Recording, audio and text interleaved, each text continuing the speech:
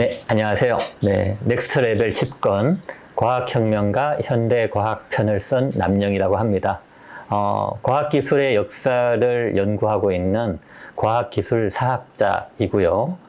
현재는 한양대학교 교수로 있으면서 대학생들에게 과학기술의 역사를 가르쳐 주고 있습니다.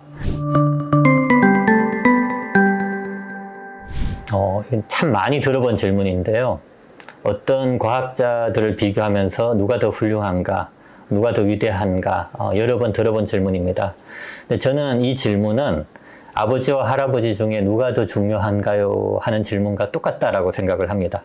두 분 다 있어야만 내가 있는 것이고, 그리고 할아버지가 없으면 아버지가 있을 수가 없는 거죠. 예, 똑같습니다. 뉴턴과 아인슈타인도 두 사람 모두가 있어야만 현대과학이 있을 수 있습니다. 그리고 뉴턴이 있어야만 아인슈타인의 업적이 있을 수 있습니다. 그러니 비교하는 것 자체가 아무 의미가 없다고 생각을 하고요. 무엇이 더 좋은가라는 질문을 하려면 예를 들면 이런 게 있습니다. 내가 냉장고를 사고 싶을 때 어느 회사의 냉장고를 살 것인가? 혹은 올해 노벨 과학상을 줘야 되는데 누구를 줄 것인가? 이런 것을 고민할 때에는 필요한 질문입니다. 그래서 굳이 비교가 필요한 경우는 똑같은 시대에 선택의 필요가 있을 때만 하는 것이다. 그렇게 말씀드리고 싶고요. 다른 시대를 사는 사람들을 비교하는 것은 가능하지도 않고 어떤 의미도 없다고 생각을 합니다. 사실 아주 어려운 질문입니다. 왜냐하면 과학혁명의 시작은 무엇인가요의 질문에서 과학혁명과 가장 위대한 과학혁명이 무엇인가요의 과학혁명이 다른 의미를 가집니다. 그래서 이 질문에 대답하려면 먼저 과학이 무엇인지부터 알아야 됩니다. 왜냐하면 사람마다 과학이란 단어를 전혀 다른 의미로 사용하기 때문이거든요. 자, 과학이 여러 가지 의미를 가질 수 있을 텐데, 제가 보기에 사람들은 보통 과학을 크게 봐서는 세 가지 전혀 다른 의미로 사용을 합니다. 자, 제가 한 가지 예를 들어 보겠습니다. 당신이 하는 말은 비과학적입니다. 무슨 의미죠? 비과학적이다라는 표현은 사실은 틀렸다라는 의미죠. 예. 그래서 이 경우의 과학은 진리라는 의미로 사용된 겁니다. 그러니까 올바른 것, 합리적인 것, 합당한 것. 그러니 이 경우에는 과학이 가지고 있는 위상이 너무 높으니까 진리와 동의어로 사용되는 말이고, 우리가 이런 식의 표현도 분명히 하고 있습니다. 자, 그리고 우리는 에디슨을 과학 위인 전기에서 읽습니다. 근데 어떻게 생각을 해봐도 에디슨은 과학자로 분류될 수가 없는 사람이죠. 기술자이거나 발명가이거나 사실은 기업가에 가장 가까운 사람입니다. 자, 그런데도 과학 위인전에 나오는 이유는 무엇일까요? 여기서 쓰는 과학은 과학과 기술을 합쳐 부르는 말입니다. 그래서 우리는 과학과 기술을 종종 혼용해서 과학이라고 부르기도 합니다. 예. 자, 그런데 세 번째, 가장 좁은 의미의 과학이 있습니다. 예. 자, 제가 질문할 수 있습니다. 풍수지리학은 과학인가요? 대부분 아니라고 대답을 많이 하실 거예요. 자, 그런데 풍수지리학이 정말 다 틀렸느냐? 이렇게 물었을 경우에는 풍수지리학자들은 합리적인 부분도 있습니다라고 얘기하면서 이렇게 표현할 수 있습니다. 풍수지리학은 과학적인 면도 있습니다. 자, 이렇게 이야기할 때 과학은 아까 얘기했던 것처럼 합리적인 면도 있다라는 의미인 것이죠. 자, 그런데 제가 다르게 질문해 볼 수 있습니다. 풍수지리학은 사이언스입니까? 여기에 대해서는 모두가 아니라고 대답을 할 겁니다. 자, 사이언스, 우리가 과학이라고 번역하는 사이언스는 분명히 서양에서 출현을 했고 일정한 방법론을 가지고 있고 과학인 것과 과학이 아닌 것을 분명히 구분할 수 있는 것입니다. 그래서 좁은 의미로서의 과학은 뚜렷하게 구분이 됩니다. 물리나 화학은 과학이지만 풍수지리학은 과학이 아닌 것이라고 할 수 있죠. 굿도 과학이 아닌 겁니다. 자, 그래서 좁은 의미에서의 과학이 따로 있다. 그리고 우리는 말을 할 때 이 세 가지 전혀 다른 용법을 모두 다 사용을 하고 있습니다. 자, 그러면 과학혁명에서 과학은 뭐냐? 이건 당연히 좁은 의미의 사이언스로서의 과학입니다. 그리고 혁명이라는 것은 짧은 시간에 무언가가 크게 바뀌는 거죠. 자, 그러니 어떤 새로운 과학 이론이 나타나서 현재 해당 분야의 과학에 관련된 지식 체계 자체가 아주 크게 빠르게 바뀌면 모두 다 과학혁명이라고 할 수가 있습니다. 자, 그런데 지금 설명한 일반적인 의미에서의 과학혁명은 역사 속에서 아주 많이 일어났습니다. 그래서 화학에서는 화학혁명이 일어났었고, 양자역학이 나오면서 양자혁명이 일어났습니다. 자, 그리고 좀 광범위하게 기술까지 바라보면 컴퓨터가 나오면서 컴퓨터혁명이 있었고, 인터넷이 나오면서 인터넷혁명이 있었습니다. 이건 기술혁명이라고 부를 수 있겠죠. 자, 그리고 이런 것들을 모두 합쳐서 과학기술혁명이라고 부를 수도 있습니다. 자, 그런데 그냥 과학혁명이 있습니다. 왜일까요? 그것이 가장 중요한 과학혁명이기 때문이고, 최초의 과학혁명이기 때문이고, 대표적인 과학혁명이기 때문에 그냥 과학혁명이라고 부르는 사건이 있습니다. 역사적인 의미의 과학혁명이고 단 하나밖에 없는 것이죠. 자, 이 역사적인 과학혁명은 16세기 중반부터 17세기 후반까지 주로 지동설 혁명을 중심으로 여러 과학 분야의 변화가 중첩되면서 발생한 대격변이라고 보면 됩니다. 그렇게 보통 우리는 사이언스, 즉 과학이 시작됐다고 보는 것이죠.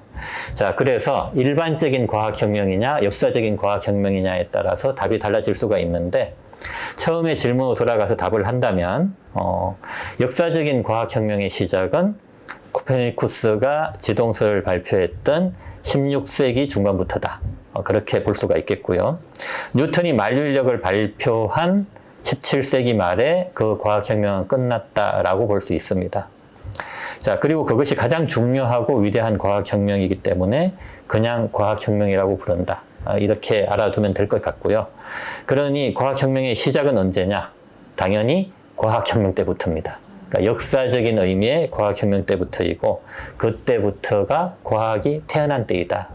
이렇게 설명할 수 있을 것 같습니다.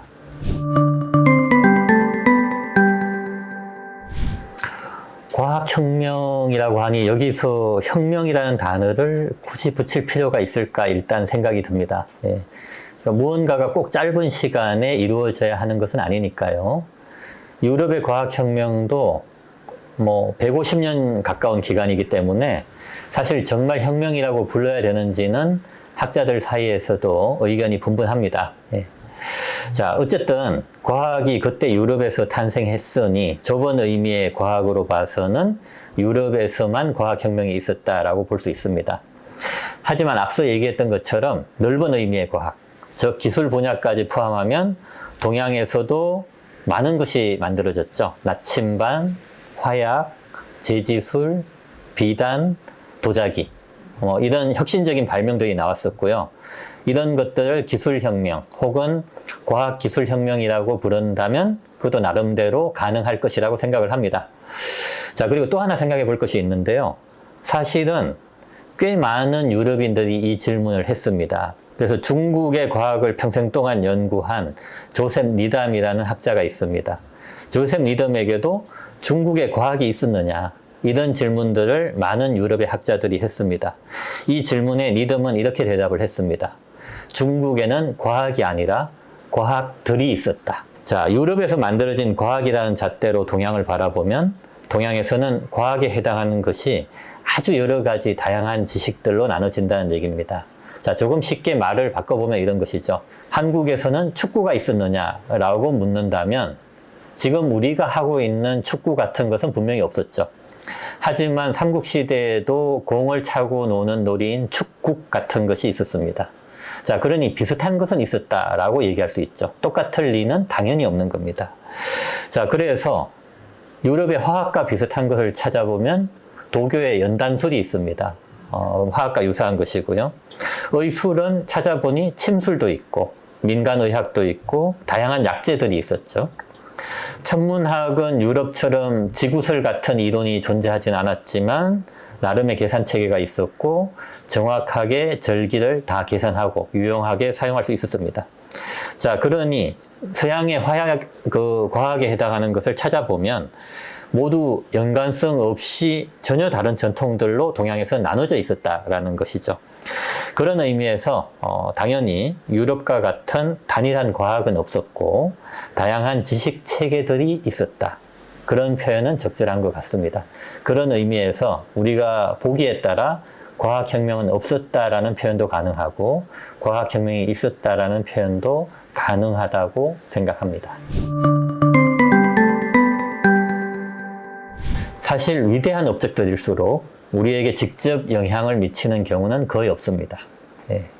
긴 시간 천천히 모든 것에 거대하게 영향을 미치기 때문에 그런 것들이 주로 과학적 업적입니다. 자, 그러니까 뭐 공기와 같은 것이라고 할 수 있죠. 현재 우주가 팽창하고 있다는 것을 우리가 알고 있는데 이건 상대성 이론의 결과물입니다. 블랙홀 같은 신비한 천체들에 대해서도 우리가 많이 들어보고 있는데 이것도 상대성 이론으로 예측되는 것이고요. 특히 현대 우주론 분야에서는 모두 상대성 이론에 기반해서 설명이 이루어지고 있습니다. 자, 그런데 이런 것은 우리가 직접 느끼기는 조금은 힘든 부분들이 되겠죠. 하지만 수없이 많은 과학 이론들의 응용이 되고 있고요. 직접 영향을 미치고 있는 것이 무엇이냐?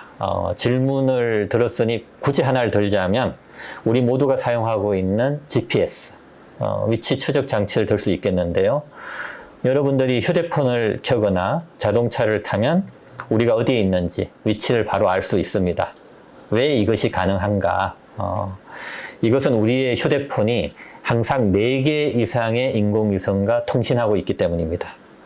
그래서 우리가 휴대폰에서 위치를 확인할 때마다 우리는 범우주적인 기술을 사용하고 있는 것입니다. 사실 대단한 것이죠. 자, 그런데 문제가 있습니다. 이때 인공위성과 우리의 시간이 달라져 있다는 문제가 있습니다.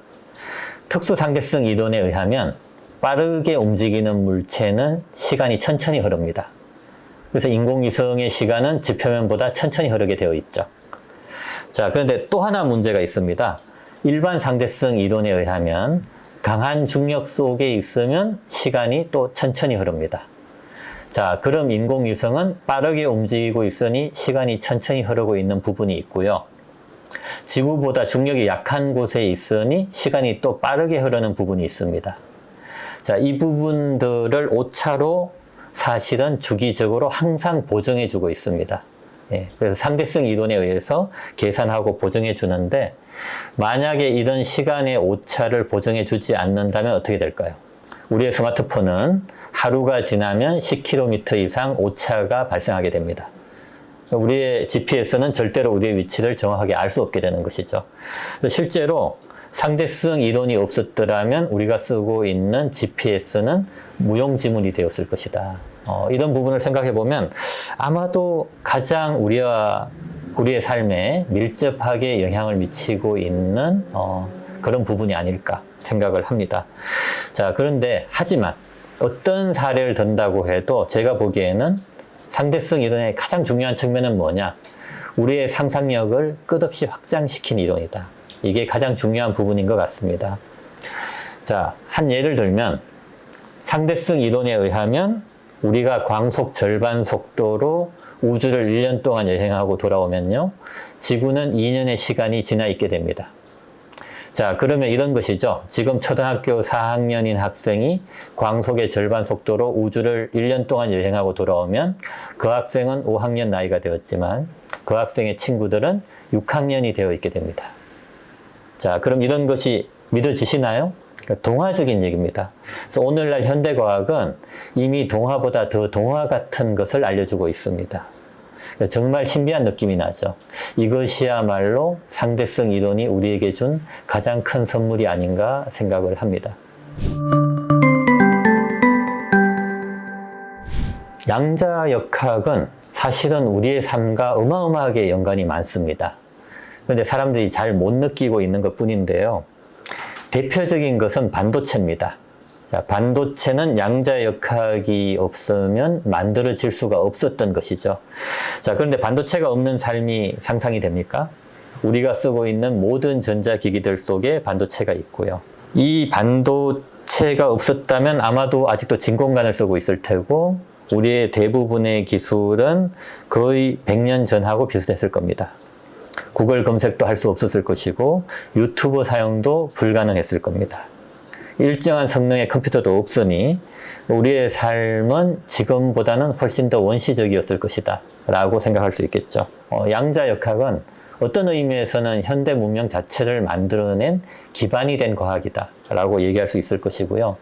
미래적으로 보면 아마 앞으로 양자 컴퓨터가 발전하게 될 텐데 이것이 일반화된다면 믿기 힘들 수준의 계산 속도로 더더욱 엄청난 변화가 일어나게 될 겁니다. 그러면 양자역학이 만들어낸 또 다른 거대한 과학혁명이 만들어지게 되겠죠. 너무너무 많다고 생각을 합니다. 쉽게 한 가지만 생각해 봐도 우리는 안드로메다 은하는커녕 태양계도 벗어난 적이 없습니다. 우리의 속도와 힘은 아직 광대한 우주에 비하면 터무니없이 보잘것없고 나약하다고 할 수 있습니다. 그런 의미에서 해결하지 못한 것은 너무 많고 그래서 우리는 겸손해야 합니다. 자, 그런데 하나만 어떤 문제가 있다는 것을 분명히 알고 있으나 해결하지 못한 것을 고르라면 바로 우리 책의 주제인 상대성 이론과 양자역학입니다. 상대성 이론과 양자역학은 분명히 서로 모순되고 있습니다. 철학적인 설명도 다르고 수식상 계산을 해도 분명히 문제가 발생을 합니다. 대표적인 것이 블랙홀 안에서는 어떤 일이 벌어지고 있는가 이런 질문에 대해서 상대성 이론도 답을 내놓고 양자역학도 답을 내놓습니다. 그런데 두 이론의 답이 다릅니다. 어느 것이 맞는지는 아무도 모릅니다. 아무도 블랙홀 안에 안 들어가 봤으니까요. 자, 그래서 정말 중요한 과학의 비밀을 하나만 말씀드리면 상대성 이론과 양자역학 둘 중 하나는 분명히 틀렸습니다. 혹은 둘 다 틀렸을 가능성도 있습니다. 아인슈타인은 이런 문제를 해결하기 위해서 통일장 이론을 연구했던 것이고 죽을 때까지 연구를 했지만 완성하지는 못했었죠. 그래서 이것은 오늘날 현대과학의 중요한 숙제 중에 하나입니다. 과학자들 모두가 이 사실을 알고 있고 이것을 해결하기 위해서 지금도 노력하고 있는 과학자들이 있습니다. 그래서 이 문제만 해결된다면 이것은 분명히 인류사에 있어서 또 하나의 과학혁명으로 기록될 수 있을 것이다. 아마도 이 문제를 여러분이 해결할 수 있다면 정말 멋진 일이 될 수 있을 것 같습니다. 굳이 하나만 꼽을 필요 없이 제가 생각하는 몇 가지가 있습니다. 먼저 꼭 강조하고 싶은 것이 있는데요. 학생들이 많이 간과하는 것이기도 합니다. 과학자들 간의 인적 네트워크. 사실은 이게 가장 중요한 부분이다라고 생각을 합니다. 과학자들 중에, 특히 위대한 과학자들 중에 산속에서 혼자 돛 닦듯이 열심히 연구했던 과학자는 존재하지 않습니다. 모두 그 시대 최고의 과학자들과 언제나 대화하고 연결되어 있었고 서신을 교환하고 있었습니다. 아인슈타인 같은 사람도 혼자 연구하는 사람으로 꽤 알려져 있는데 사실 아인슈타인은 매년 그해 최신의 과학 이론에 관련된 논문들을 빠짐없이 읽어보고 있었던 사람입니다. 지금 이 시대의 과학이 어디에 도달해 있는지 모른다면 내가 새로운 과학을 만든다는 것은 불가능하겠죠. 그래서 그 시대 핵심 과학자들과의 적극적인 교류, 이것은 분명한 공통점입니다. 자, 그리고 또 하나 생각을 해보면 기록 노트를 모두가 썼다. 아주 천재적인 암기력으로 유명한 폰 노이만 같은 어떤 예외만 제외하면요, 모두가 메모광이라고 할 수 있습니다. 다빈치도 그랬고, 뉴턴도 그랬고, 갈릴레오도 그랬습니다. 10대, 20대 때부터 관찰했던 노트들을 빠짐없이 간직하고 있었고 죽을 때까지 가지고 있었기 때문에 우리 같은 학자들이 그 노트들을 보면서 연구할 수 있는 겁니다. 그래서 수집광이자 메모광이었다. 그리고 언제나 철저하게 자신의 연구들을 기록했다 라고 보면 되겠습니다. 또 하나 중요한 것은요, 오랜 시간 지속적으로 노력했다. 우리가 흔히 위인전을 보다 보면 어떤 순간적인 아이디어에서 영감을 얻는 과학자들의 모습을 많이 봅니다. 근데 제가 보기에 이것은 과학자들에 대해서 큰 오해를 불러일으키는 부분이라고 생각을 합니다. 그래서 오랜 시간에 끈기 있는 집중 속에 위대한 업적이 만들어졌고 이 경우에 예외는 없다. 이것도 분명하게 밝혀두고 싶습니다. 제가 보기엔 없습니다. 예. 흔히 있는 똑똑한 학생 중에 한 명이었고요. 뭐 물리나 수학 실력은 당연히 전교에서 상위권 수준이었습니다. 하지만 그런 정도로 우리가 흔히 천재라는 표현을 쓰진 않죠. 예. 사실 천재로 알려진 대부분의 과학자들이 그렇습니다. 별다르게 성장하지 않았고요. 그런데도 사람들은 자꾸만 뭔가 달랐다라는 어린 시절의 이사를 찾으려고 합니다.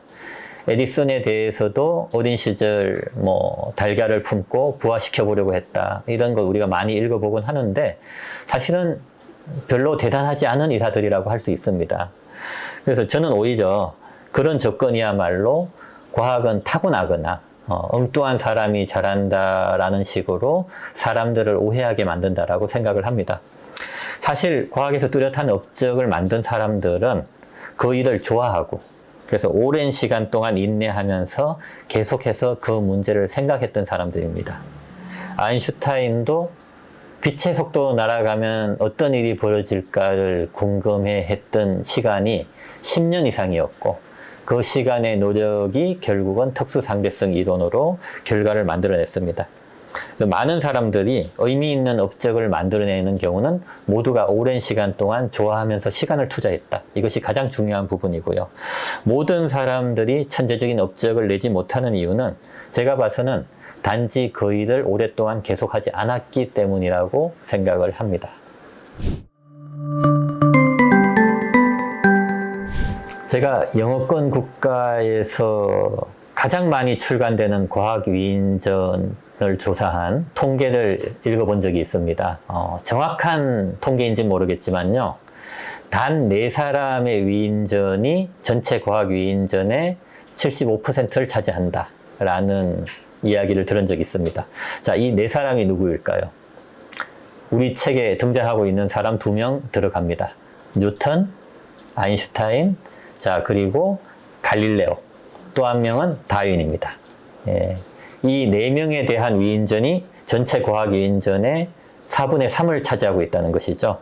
이 4명에 대한 위인전을 제외하면 나머지 모든 과학자들에 대한 전기가 4분의 1에 불과하다는 얘기입니다. 예, 대부분의 위대했던 과학자들에 대해서 사람들은 사실은 잘 모르고 있죠. 예. 어쩌면 우리는 너무 과학 위인전을 편식한다라고도 볼 수 있습니다. 그래도 굳이 든다면 제가 봐서는 2명을 들어야 될 것 같습니다. 패러데이와 맥스웰. 예, 바로 전자기학을 만든 사람들이죠.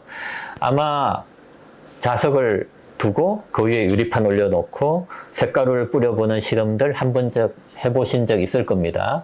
자, 그러면 눈에 보이지 않던 전자력의 선이 보이죠. 예. 자, 이런 눈에 보이지 않는 선들로 이 세계가 가득 차 있다. 이것을 처음 보여준 사람이 패러데이고요. 그것을 수학적인 수식으로 만들어낸 사람이 맥스웰입니다. 그래서 이 2사람의 인생은 사실은 연결되어 있고 둘은 서로가 알고 있는데요. 아마도 제가 봐서는 19세기 물리학에서 가장 중요한 업적일 것이라고 생각을 합니다. 그리고 이 업적이 있었기 때문에 사실 아인슈타인도 상대성 이론을 만들 수 있었고 양자역학도 만들어질 수 있었죠. 그런 의미에서 제가 봐서는 뉴턴이나 아인슈타인만큼 유명했어야 될 사람들이라고 생각을 합니다. 그래서 과학의 이야기와 친해지려면 반드시 읽어보라고 권하고 싶은 사람이 패러데이와 맥스웰입니다. 그래서 이 2사람을 어쩌면 잘 알려지지 않았지만 중요한 업적을 남긴 과학자로서 제가 추천을 합니다. 제가 옛날에 이런 질문을 들은 적이 있습니다. 과학을 아무리 몰라도 물이 H2O라는 것 정도는 알아야 되지 않느냐. 예. 자, 그런데 그 질문에 대해서 이렇게 답해 줄 수 있을 것 같습니다. 칸트도, 괴테도 물이 H2O인 거 몰랐습니다. 그런데도 모두 다 훌륭한 삶을 살았습니다. 모든 사람이 물이 H2O인 것은 몰라도 됩니다. 근데 중요한 것은 뭐냐? 과학적 방법론입니다. 과학자가 아닌 사람도 과학적 방법론은 알아야 되고 이순신 장군도 과학적 방법론을 알았기 때문에 위대한 삶을 살 수 있었다고 생각을 합니다. 자, 그래서 많은 사람의 이야기에서 우리는 과학적 방법론을 배울 수는 있지만 그래도 과학자의 이야기에서 과학적 방법론을 배우는 것이 가장 쉽고 빠르고 재미있는 길일 것이라고 생각을 합니다. 그런 의미에서 우리는 과학을 알아야 되는 것이고요. 이 시대에서 과학이라는 것을 우리가 전공하고 살지 않는다 할지라도 모두가 과학기술의 소비자인 것은 사실입니다. 그러니 최소한 과학기술의 소비자로서 알아야만 되는 그런 최소한의 지식은 있다. 그리고 그것은 제가 보기에 가장 중요한 것은 과학적 방법론이다. 이렇게는 얘기해 둘 수 있을 것 같습니다. 과학혁명과 현대과학은 넥스트 레벨 시리즈의 마지막 건입니다. 그 넥스트 레벨 시리즈는 그간 메타버스, 우주 탐사, 혹은 자율주행, 로봇, 뇌과학, 인공지능에 이르기까지 현대의 최신 과학 기술들을 다뤘습니다. 마지막 건에 무엇이 필요할까 생각을 해보면 넥스트 레벨 시리즈의 전 과정을 총정리하는 의미에서 이 모든 현대 과학의 발전을 가능하게 한 것이 뭐냐? 그러면 과학의 역사를 알아야 되는 것이고, 그래서 과학의 핵심 역사를 아주 큰 그림으로 조망하고 정리하고자 만든 책입니다. 제목대로 이 책은 바로 진정한 과학의 시작점이라고 할 수 있는 과학혁명으로부터 현대과학의 대표적 이론인 상대성 이론과 양자역학까지의 과학의 발전 과정을 그리고 있습니다. 아마도 상대성 이론과 양자역학에 관련된 이야기는 좀 어린 학생들이 읽기에는 조금은 어렵게 느껴질 수도 있습니다. 하지만 이 이론들을 완전히 이해하겠다라는 생각보다는 어떤 재미있는 결론들이 있는지 한 번쯤 느껴보는 시간이 되면 좋겠다라고 생각을 하고요. 그래서 부담 없이 읽어나간다면 어린이들에게도 얼마든지 재미있는 이야기가 될 수 있을 것이라고 생각을 합니다. 그래서 부담 없이 편하게 읽고 더 자세한 과학의 이야기로 접근해 볼 수 있는 통로가 되었으면 좋겠습니다. 그리고 하나 덧붙이자면 과학을 역사로서 읽어보는 시간은 반드시 가져봐야 된다고 생각을 합니다. 그래야만 우리는 이 시대의 과학을 올바로 이해할 수 있고요. 우리의 책임을 다하고 이 시기를 어떻게 헤쳐나가야 되는지에 대한 방법도 함께 얻을 수 있을 것이라고 생각을 합니다. 이 책이 그런 기회가 될 수 있기를 바랍니다.